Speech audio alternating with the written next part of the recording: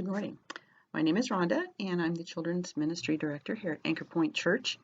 I'm here with your Wednesday devotional for Wednesday, October the 28th, and today I want to talk about fear. We are in fearful times, no doubt, right now. In just a couple of days, a lot of people will observe a holiday that actually celebrates fear. There is a pandemic in our world which is creating and has created a lot of fear. And the political rhetoric and the social unrest around us seems to feed on fear. So fear is an unpleasant emotion. It's an emotion of apprehension or dread based on the belief that someone or something is going to cause us pain or a threat.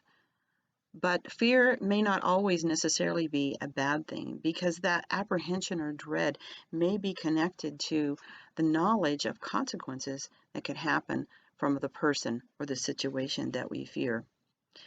We want to use fear in many cases in a positive way. For example, when our teenagers are learning how to drive, we want them to have a healthy fear of the road and the vehicle and realize what can happen when they're not a safe driver.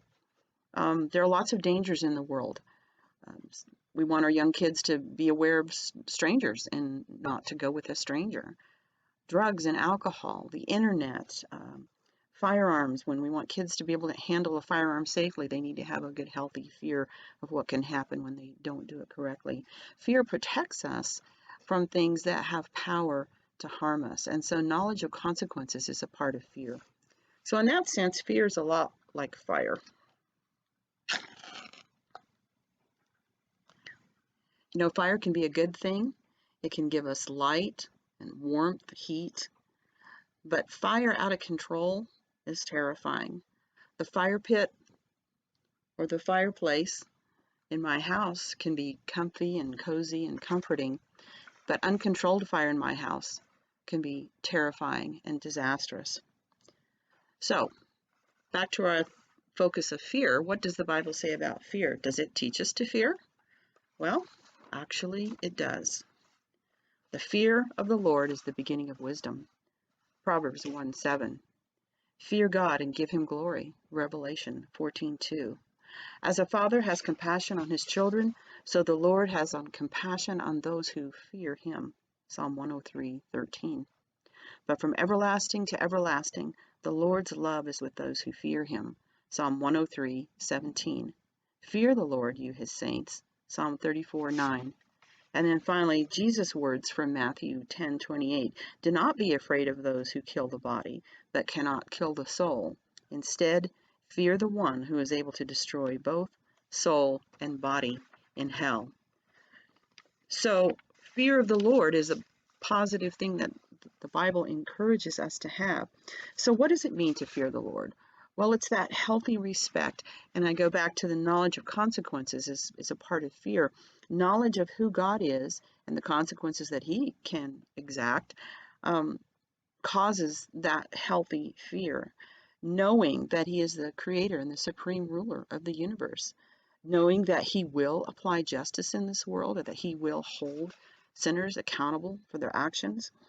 Recognizing his authority over us and over our lives, that he has the right to demand our worship and allegiance. These are all part of the fear of the Lord. So now, how does that kind of fear affect the other fears in our life? Well, in a very positive way, it eliminates those. Let's go to some of the verses that tell us not to fear.